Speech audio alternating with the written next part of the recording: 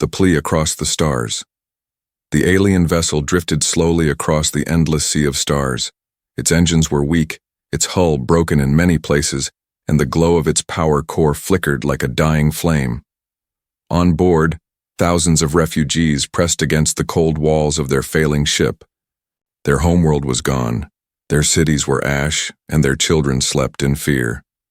They had run from war, from destruction, from merciless hunters that had chased them across light years. Their leaders sat in a dim chamber at the heart of the vessel. A holographic map of the galaxy hovered before them. A single blue-green world shone brighter than all others. Earth. They spoke in hushed voices. If any race will listen, it is the humans. They are strong, they are strange, and they are unpredictable. But perhaps, just perhaps, they will answer. The decision was made. Their last chance was Earth. The transmission was prepared. Words of desperation carried through beams of light. We are broken. We are dying. We beg you. Give us shelter. Let us survive under your sky. The message left the crippled ship and sped toward the blue planet. Their hearts pounded, but they knew the truth. If Earth refused, there was nowhere else to go. Hours passed, then days. The alien people stared at their screens, waiting for any reply. Their children asked questions the elders could not answer. Would the humans help or would they drive them away? The silence was heavy. It pressed on every heart like a weight. Some began to weep, some whispered prayers, and some cursed their fate. The captain of the vessel stood at the observation deck staring at Earth's oceans from orbit. Never had he seen such a world, full of life, full of power. He clenched his hands and whispered, "Please, let them hear us. We cannot run any farther. We cannot fight again. This is our last hope." The silence stretched longer. Rumors spread across the decks. Maybe humans were cruel. Maybe they would attack. Maybe they would ignore the cry. Despair settled like fog. Mothers held their children close. Fathers hid their tears. The people felt the shadow of extinction crawling closer with every hour, and then a signal came. It was faint at first, just a pulse of energy across the void. Then it grew clearer, sharper, until human voices filled the alien chamber. The words were calm, steady, and filled with authority. "We have received your request. Stand by." The entire ship froze. Every alien heart beat faster. Some cried out in joy. Some collapsed to their knees. At last they were heard. At last someone had answered, but questions burned in their minds. What would the humans give them? What would the humans demand? Was this salvation, or a trap? The minutes dragged like years. Their screens lit up with strange codes. Human language, human orders. A beacon shone from Earth, guiding their vessel into a safer orbit. Automated drones launched from the planet's surface, flying like silver birds through space. They scanned the alien ship, patched holes, and reinforced failing systems. The refugees watched in awe. These humans wasted no time with long speeches. They acted, they repaired, they stabilized. The alien captain whispered to his officers, "This is not what I expected. They answer not with words, but with deeds." The children laughed for the first time in weeks. As lights flickered back to life, as food stores were refilled, as the fear lifted just a little, the people felt something they had not felt in years. Hope, yet beneath the relief, there was still tension. They knew the humans were powerful. They knew Earth had fleets and weapons. They wondered why humans would help strangers from the stars. No one gives without reason. No one shelters without cost. The question lingered like a shadow. What will they ask from us? The first human envoy appeared on their screens, a woman in uniform with calm eyes and steady voice. She spoke slowly so every word was clear. "You asked for refuge. We will give more than that. Prepare yourselves." Then the signal cut. The chamber erupted in whispers. What did she mean? What more could there be? The refugees trembled. They had begged only for survival, but humanity was promising something greater. Outside their windows, The blackness of space stretched on. Silent and vast, the alien ship drifted, waiting. Every heart beat with fear and hope. For they did not know what kind of answer Earth was about to give. Only one thing was certain. This story was just beginning. Humanity's silence. The refugees waited in orbit. Their ship floated above the blue planet, patched but still fragile. The human drones had repaired only the surface wounds, not the deeper scars of their long journey. Inside, the people gathered at every screen, every speaker, waiting for the humans to speak again. But no message came. Hours became long and painful, the corridors filled with whispers. Why are they quiet? Have they changed their mind? Is this a trick? The silence was heavy. It was worse than open refusal, because it left them in doubt. Suspense gripped every heart. The alien council met again. Their leader slammed a hand on the table. They hear us. They answered once. So why do they stay silent now? The old priest among them said softly, "Maybe they are testing us. Maybe they want to see if we are worthy of their aid." But others shook their heads, fear filling their voices. Humans are unpredictable. What if they wait only to strike? On the lower decks, children clung to their parents. They had seen too much loss, too much war. Their eyes carried questions no one could answer. Will the humans save us, or will they push us back into the dark? From the observation deck, Earth glowed bright and peaceful. Seas glittered under the sun. Green forests and white clouds covered its surface. To the refugees it looked like paradise, a world untouched by their suffering. Yet the silence from below turned that paradise into a mystery. The captain walked among his crew. He saw the tension in their faces. He heard their hushed arguments. Some demanded they flee before humans turned hostile. Some wanted to beg again, louder, more desperate. The captain said nothing. He only stood at the window, watching the human planet, his mind heavy. Then something strange happened. The drones that had repaired the ship suddenly stopped moving. They floated back toward Earth in perfect formation, not leaving a word, not leaving a signal. The ship was quiet. No more human presence. Only silence. Fear spread like fire. "They are abandoning us," one shouted. "They changed their mind," another cried. But others looked deeper and said, "No, this is not abandonment, this is preparation." The silence stretched longer. Days passed. The ship's supplies were low, but somehow crates of food appeared in their storage. They never saw who delivered them, only that they were there. New medical kits appeared. Oxygen filters refreshed. Systems stabilized quietly. The humans were helping them, but without words, without promises. This confused the refugees even more. Why not speak to us? Why hide behind silence? The council asked again and again. They could not understand the human way. The priest spoke once more. Actions are their words. Do you not see? They give without demanding. They help without boasting. Their silence is not rejection. It is strength. But the younger ones grew restless. Strength or not, silence kills. We need answers. We need certainty. They feared that at any moment the humans might turn, that this kindness might end without warning. One night cycle, the captain stood alone. Staring at Earth through the ship's cracked glass, he whispered to the stars, "Why do you stay silent, humans? Do you wish us to suffer in doubt? Do you know what your quiet does to us?" His voice broke. "We are dying while you wait." Then, without warning, alarms rang through the ship. The long-range sensors lit up, a foreign signal, a hostile code. It was them, the hunters, the same race that had destroyed the refugee homeworld. Their pursuers had found them. Panic swept the refugees. Children screamed, elders prayed, and warriors reached for weapons they no longer had. The hunters would not wait. They would kill, enslave, and burn, just as they always had. The council cried out, "We must beg again, we must beg louder." But the captain lifted a hand. His eyes burned with both fear and hope. He said only one thing, "Wait." All eyes turned toward Earth. Would the humans remain silent even now? Would they let the refugees be destroyed in orbit? Or would they finally show their true face? The silence lasted only a moment longer.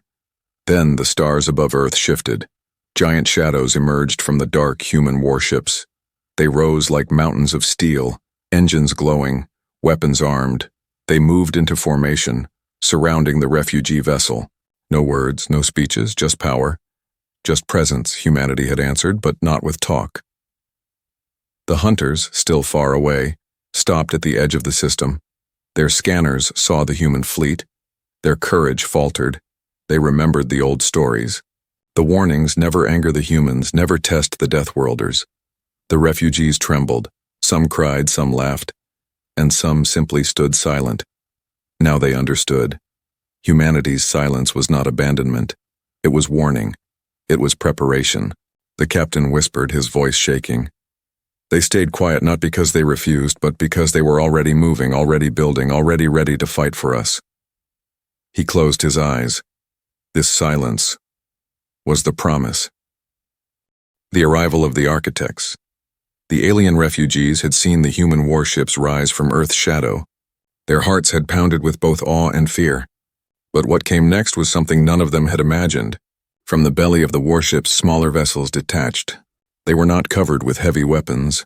They were not painted with war colors. Instead, they gleamed with bright lights, carrying strange equipment. The refugees braced for soldiers. But when the hatches opened, it was not warriors who stepped out. It was builders. Human architects, engineers, and scientists floated in zero gravity.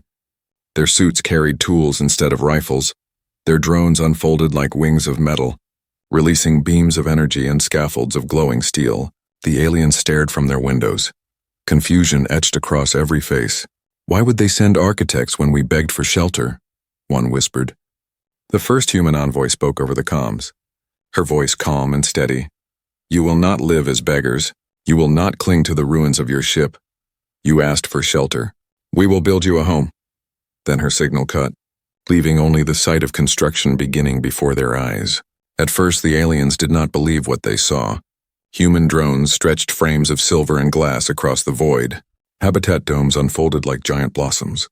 Lights flickered alive, systems powered up, and artificial gravity fields hummed to life. The black emptiness of space began to shine with the outline of a new city. Children pressed their faces against the viewing ports, their wide eyes filled with wonder. They had expected to sleep in fear forever, but now they saw domes rising like miracles in the dark. Elders whispered prayers, their voices trembling.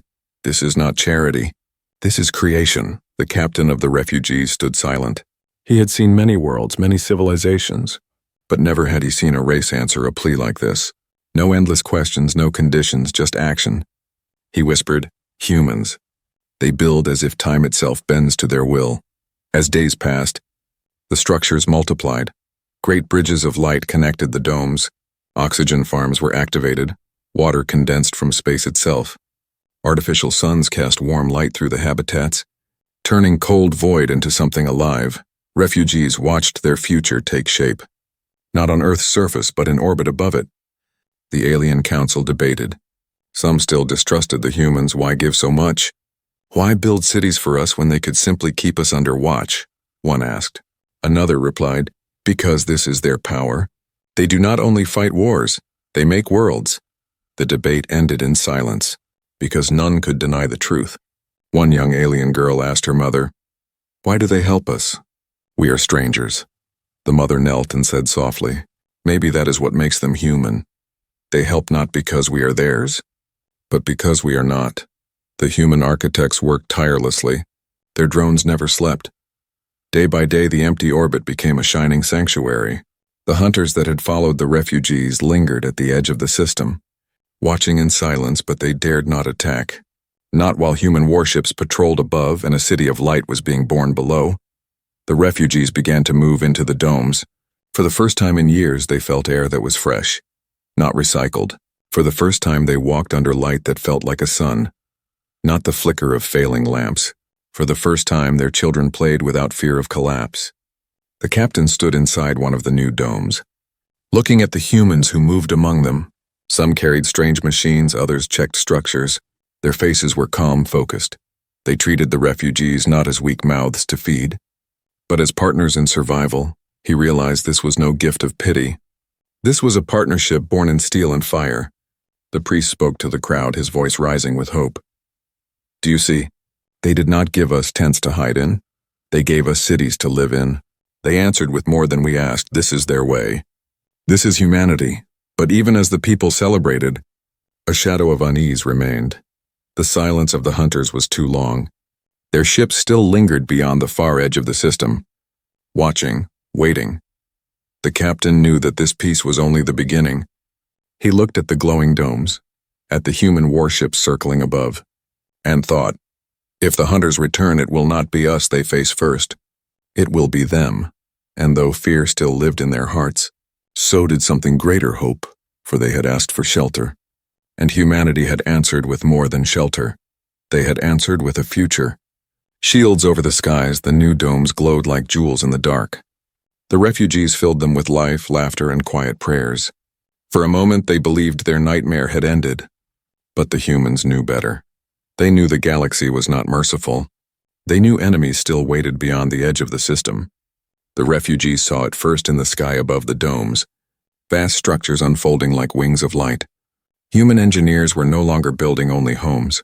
Now they were raising shields. From orbit, giant arrays extended, panels of shining energy locked into place. Massive satellites spread across the void, linking to one another with beams of power. The humans called them orbital shields.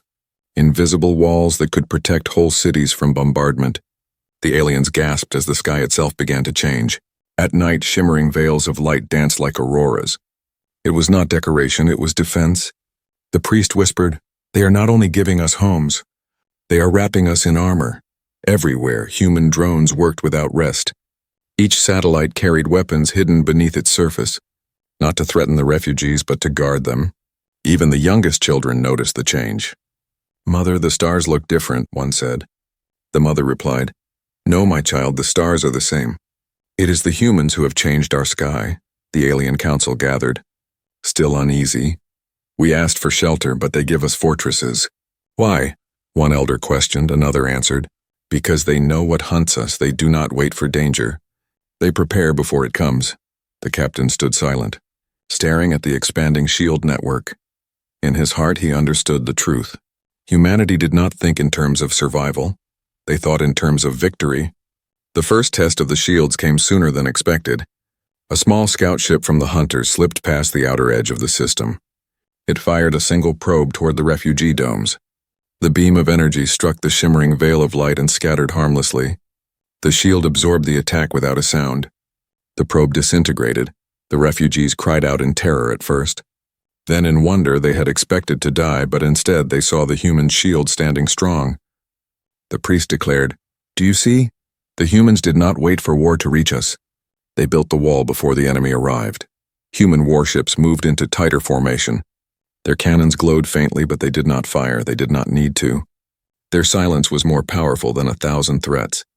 The hunters at the edge of the system hesitated, scanning the shield, measuring its power, and what they saw made them fear. Back in the domes, life began to change. The refugees no longer whispered only of survival. They spoke of rebuilding culture, of schools, of songs. For the first time since the fall of their world, they dared to dream. A child wrote with chalk on a fresh wall inside the dome. 3 words, humans gave tomorrow. Still, the captain knew this was not the end. He walked the glowing corridors of the dome, feeling the hum of the human shield above. He thought, this is more than shelter, this is more than protection. This is a signal to the galaxy. Earth has claimed us, and no hunter shall take us again. One evening cycle.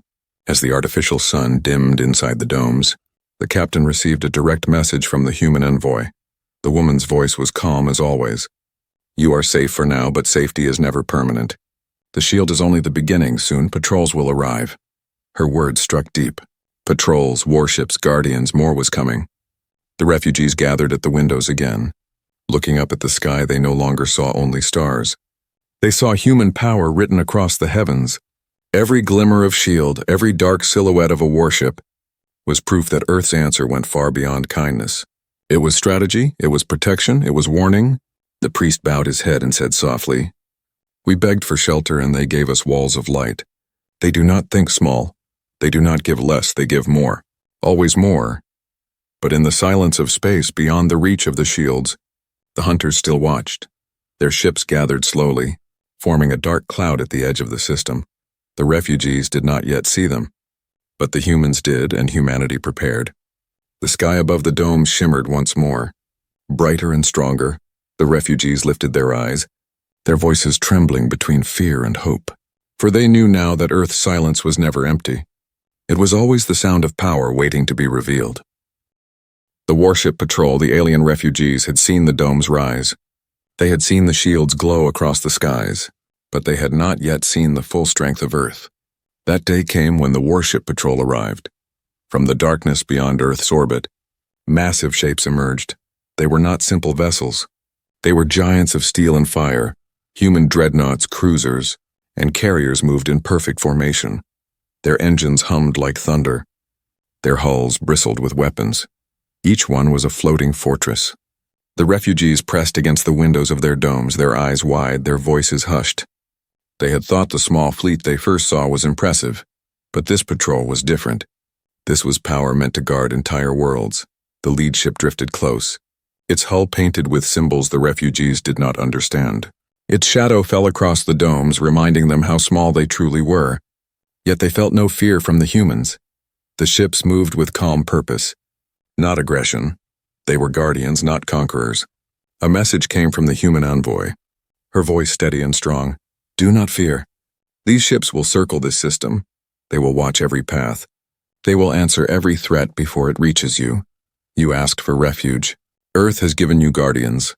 The alien council gathered in their chamber, their faces pale with awe. They do not just build homes. They do not just shield the skies. They bring warships to watch over us, one elder said. Another whispered, this is not shelter. This is adoption. Earth has claimed us as their own. On the far edge of the system, the hunters stirred. Their scouts had already tested the shield. Now they saw the human patrol. For the first time in generations, they hesitated. Their warships were fierce. But they were not prepared for this. Humanity did not hide behind walls. They sent fleets to meet danger head-on. The refugees watched as the human patrol spread out across space. Some ships stayed close to the domes. Others vanished into the black, chasing invisible trails. The captain of the refugees realized what was happening. They are hunting the hunters, he whispered. His officers shivered at the thought. Humanity was not waiting for the enemy to strike. They were striking first silently without words every day. The refugees saw patrol ships pass overhead, lights glowing faintly as they moved in silence. The children began to wave whenever a vessel drifted near. To their surprise, some ships answered with bright flashes of light, playful signals that made the children laugh. Even in the presence of such great war power, there was still humanity, but with each passing day, the refugees wondered, why do they give so much? Why risk their mighty fleets for us? What do they gain? The priest answered softly, perhaps what they gain is not gold or land, but something greater. Perhaps they gain proof. Proof of what it means to be human. One night cycle.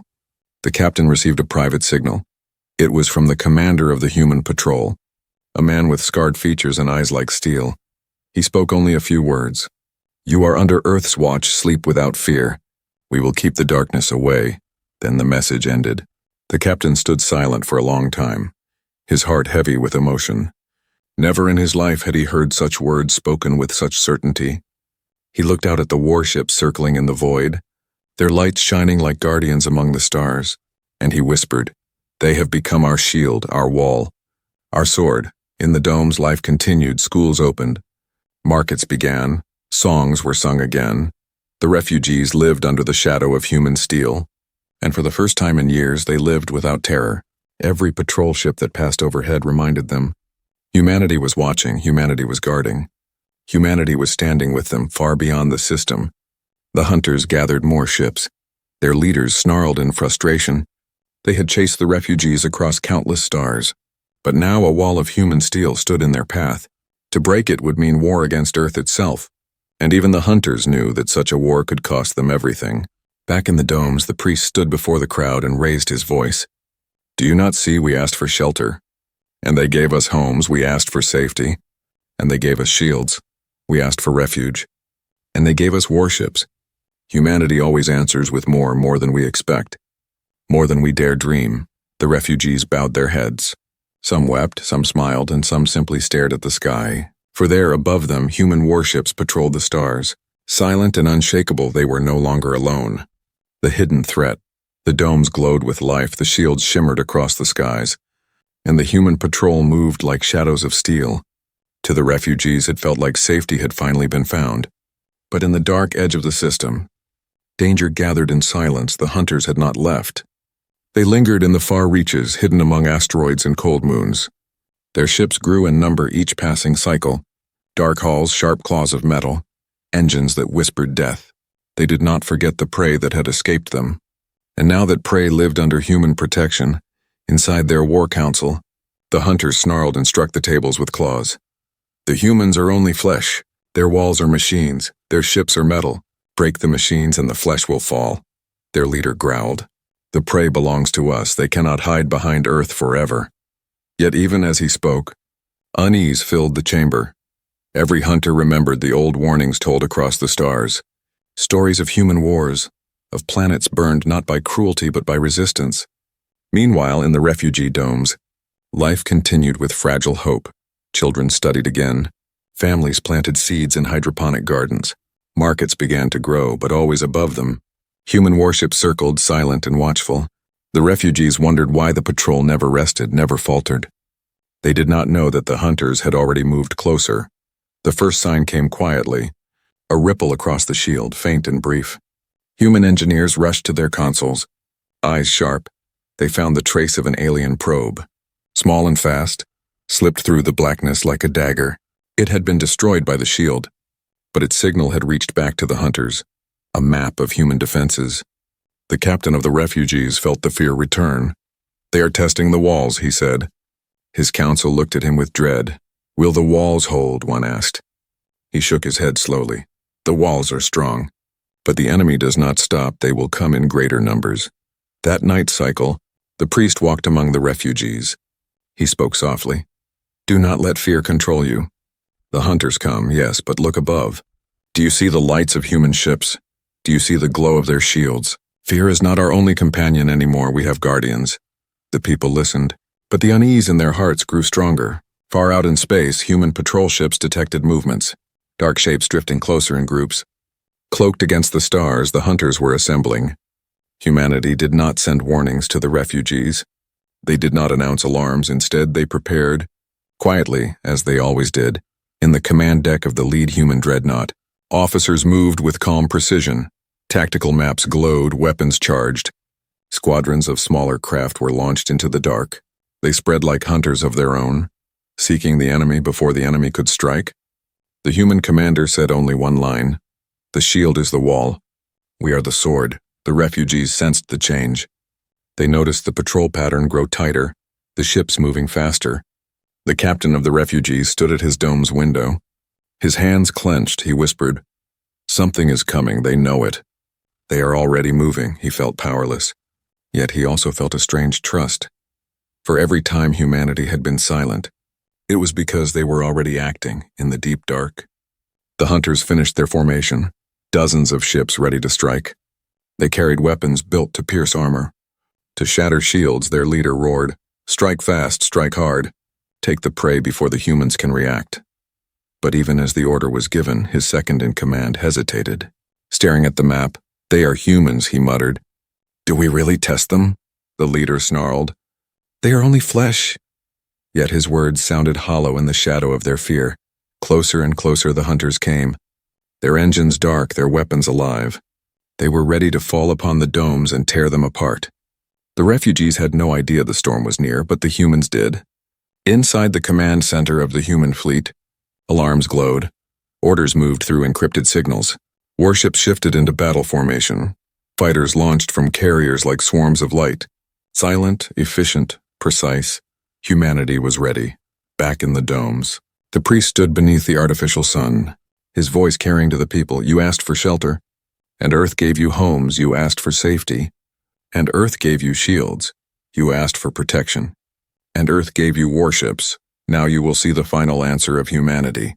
Above them, the stars trembled as human engines roared, for the hidden threat was no longer hidden. The hunters had come and humanity was waiting. Humanity's answer. The hunters came like a storm. Dozens of ships broke through the dark edge of the system. Their engines flared, their weapons charged. Their eyes burned with the hunger of conquest. They had chased the refugees across stars, and now they believed the hunt would end. But humanity was waiting. Before the hunters could even aim at the domes, the human warships moved. Shields rippled across the skies. Fleets shifted into perfect formation. Fighters roared into the void, swarming like a living wave. The silence of humanity broke not with words, but with fire. The first clash shook the stars. Human dreadnoughts unleashed beams of pure energy, slicing through the hunters' front line. Enemy ships split apart, flames spilling into the void. The hunters howled in rage, firing back. Their cannons hammered against the human shields, but the shields held. Glowing brighter with each strike, from the domes, the refugees watched in terror and awe. Their children pressed against windows. Their elders wept they had expected to die, but instead they saw the humans fighting for them. Each human warship stood like a guardian, each blast of light a promise. The priest whispered, "They do not only protect, they destroy the darkness itself." The hunters pushed harder, waves of fire slamming against the human line. For a moment the refugees trembled. Could even humanity withstand so much? But then the human fleet moved as one. A command passed silently through encrypted signals. And the dreadnoughts advanced. The hunters tried to scatter, but human fighters chased them, weaving through the chaos with deadly precision. Every move was sharp, every strike calculated. The hunters were beasts of instinct, but the humans were hunters of discipline. One refugee officer whispered, "They fight like they built, with patience, with planning, with power." Another said, "This is not war. This is judgment." The captain of the refugees stood tall, his eyes locked on the battle. He remembered every silent moment, every unanswered question, and now he understood. Humanity had never abandoned them. Humanity had never hesitated. They had been preparing for this, always preparing. The hunter's leader roared orders, but fear spread through his fleet. Their weapons broke against human shields. Their ships crumbled under human fire. One by one they fell, their pride burning in silence. At last the leader gave the only order left. Retreat. His ships turned and fled into the black. The human warships did not chase, they held their line, calm and steady. Their message was clear: you may run, but never return. Silence fell across the system once more. Not the silence of fear, but of victory. The human fleet stood unbroken. The shields still glowed above the domes. The refugees wept openly. They had seen the end of their hunters. They had seen the power of their guardians. The human envoy appeared on their screens, her face calm, her voice steady. "You are safe, the hunters will not return. They know what awaits them if they try. You asked for shelter. Humanity has given you a future." Then the signal ended. The refugees gathered in the heart of their new domes. They sang songs of survival, songs of rebirth. Their children laughed. Their elders bowed their heads in gratitude. The priest lifted his voice above them all. "When we begged for shelter, Earth answered with cities. When we begged for safety, Earth answered with shields. When we begged for protection, Earth answered with warships. And when death itself came, humanity answered with victory." The captain stood apart, looking out at the human fleet that still patrolled above. His chest heavy with awe, he whispered, "We came as beggars, but they treated us as people. We came in fear, but they gave us hope. We came broken, but they gave us a future." He closed his eyes. When we begged for life, humanity answered with more. Above, the human ships glowed like stars of steel, each one a reminder that Earth's answer was never small, never weak, always greater than asked. And though the hunters had fled, their shadow would linger. Yet the refugees no longer feared, for now they knew when darkness came again, humanity would always answer.